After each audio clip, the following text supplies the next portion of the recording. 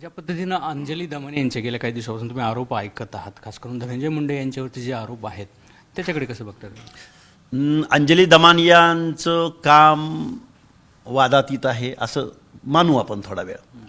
पण अंजली दमानियांनी एकनाथराव खडसेंचं राजकारण उद्ध्वस्त केलं. त्यानंतर अंजली दमानियांनी छगनराव भुजबळांचं राजकारण उद्ध्वस्त केलं.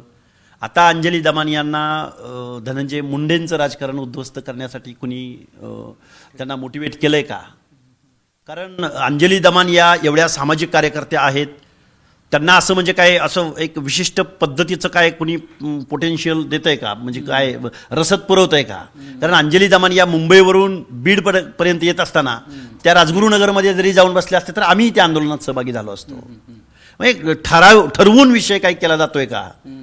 आणि परत अंजली दमानिया परत मग या समाजाचे एवढे अधिकारी आहेत वगैरे असं म्हणणं, हे मला वाटतं हे खूप संतोष देशमुख यांच्या हत्येचं भांडवल केलं जातंय आणि त्या भांडवलावरती स्वार होऊन दोन समाजामध्ये तेढ निर्माण केली जाते असा माझा आरोप आहे. मग त्या 3 नेत्यांचं तुम्ही नाव घेतलं, त्यांच्यावरती आरोप इतर नेत्यावरती देखील केलेलेच आहेत ना. त्याचं पुढं काय झालं ते सांगावं ना. अंजलीताईंनी जलसिंचनावरती त्या बोलल्या होत्या, त्याची श्वेतपत्रिका निघाली. काय झालं पुढं? 30,000 कोटी, मला तर ते आकडा पण लिहिता येत नाही. काय झालं त्याचं पुढं? श्वेतपत्रिका निघाली म्हणजे तुम्हीच जज, तुम्हीच आरोप करणार आणि तुम्हीच त्यांना सर्टिफिकेट देणार. काय झालं त्याचं पुढं? बळी गेले ना, ही लोक बळी गेली. त्या प्रकरणाचं काय झालं? तुम्ही जे प्रकरण आता नाव घेतलं, काय झालं पुढं? कुणाला शिक्षा झाली? त्याच्यात काय तथ्य होतं का? तुम्ही ट्रायल घेत होता? मला वाटतंय अहो सामाजिक काम करण्यासाठी खूप विषय आहेत. शिक्षण आहे, शिक्षणामधलं गळतीचं प्रमाण आहे, सोशल जस्टिस आहे, बेरोजगार आहेत, अनेक मानवतेला काळीमा फासणाऱ्या घटना आहेत. त्यांचा राजकीय प्रकरणात जास्त इंटरेस्ट असतो. राजकीय प्रकरण नाही ठरवून. हेतू काय?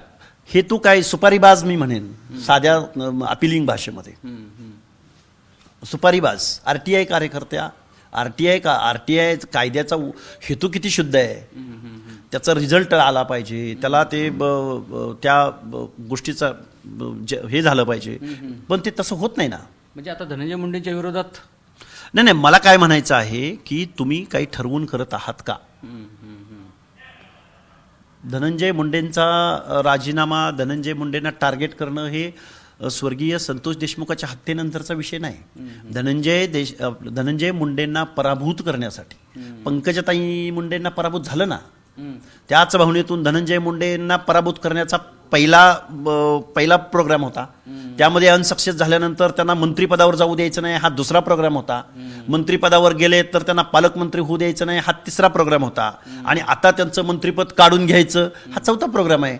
हा काय स्वर्गीय संतोष देशमुख यांची हत्या झाल्यानंतरचा हा प्रोग्राम सेट नाही. हा प्रोग्राम खूप दिवसापासून चालू आहे. म्हणून आम्हाला आज निदर्शनं करावी लागत आहेत. आम्ही संतोष देशमुखांच्या गुन्ह्याचं समर्थन करण्यासाठी आम्ही निदर्शनं करत नाही आहोत, कारण हा तुमचा प्रोग्राम फिक्स आहे.